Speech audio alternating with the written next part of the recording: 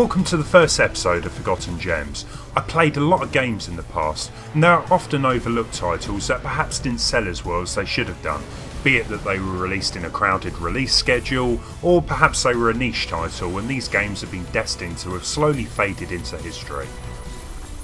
Split Second was released way back in 2010 for the Xbox 360, PlayStation 3 and PC. Strangely enough, in Europe it was called Split Second Velocity. Why the name change? Searching Google doesn't reveal anything interesting. If Michael Bay created a game, this would be it. There is a difference though. Unlike the majority of his films, this game is actually good. At first glance, it might just seem like your typical racing game. Reality TV shows started becoming all the rage in the 2000s, and this gave BlackRock Studios, the developers of Split Second, a unique idea that hadn't been done before. Starting off in the game's tutorial, casting call, you must qualify for the show that is pitched as being the next big thing, and potentially being watched by billions of people. Sure, right.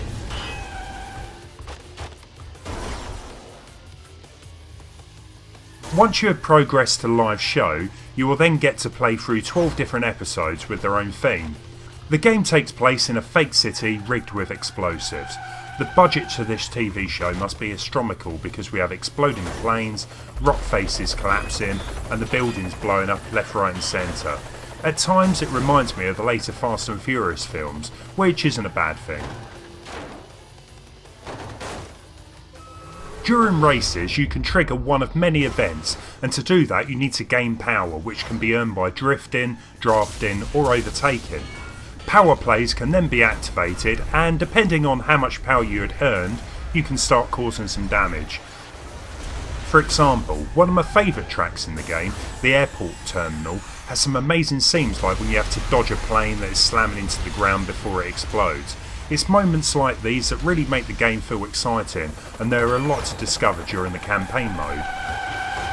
There are two types of power plays. The blue ones can usually trigger a small event such as an explosion, whereas the red power plays can create alternative routes or cause massive damage, which can wipe out most of your opponents, well, at least for a few seconds. The idea is to complete as many of these events as possible, earn credits which will then on turn unlock the elite race in that episode. Coming in the top 3 of this race will allow you to move on to the next episode.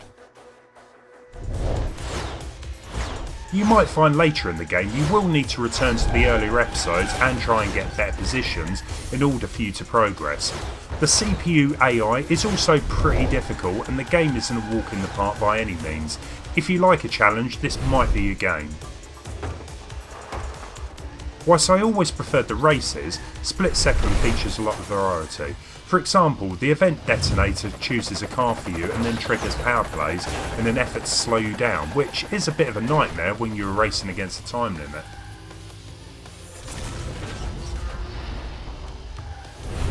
Survival mode requires you to dodge explosive barrels that are being thrown at you from the back of a rig.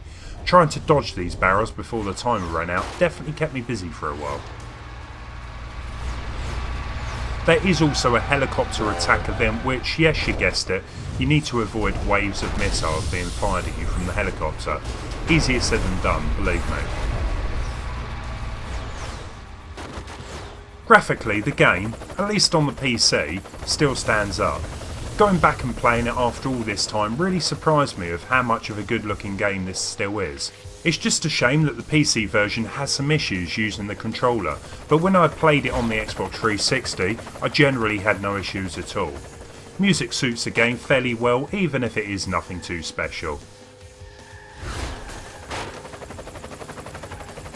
Whilst there are no licensed vehicles in the game, which isn't really a surprise as car manufacturers are reluctant to see their cars blown to smithereens, there is a big selection of custom designed cars which I didn't really have a problem with.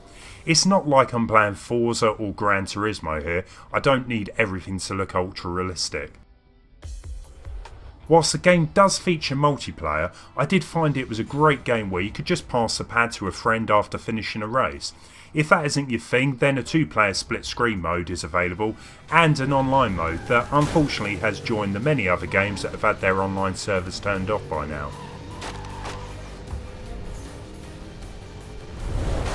Split Second generally was reviewed well at the time, but perhaps didn't sell as well as Disney Interactive Studios, publishers of the game, wanted.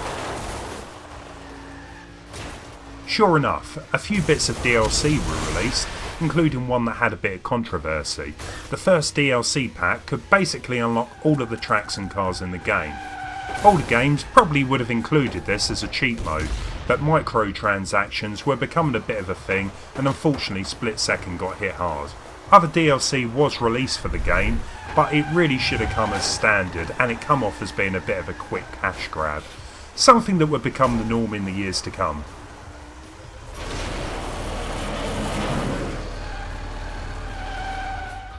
Split Second really tried to do something different to the racing genre, especially since Need for Speed and Burnout had this area pretty much covered for arcade racing.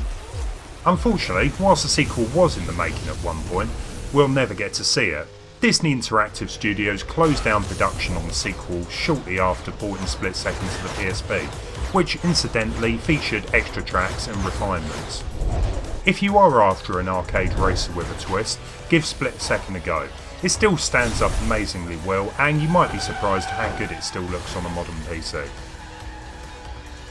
If you've enjoyed the video, please give it a like and maybe subscribe. Thanks for watching.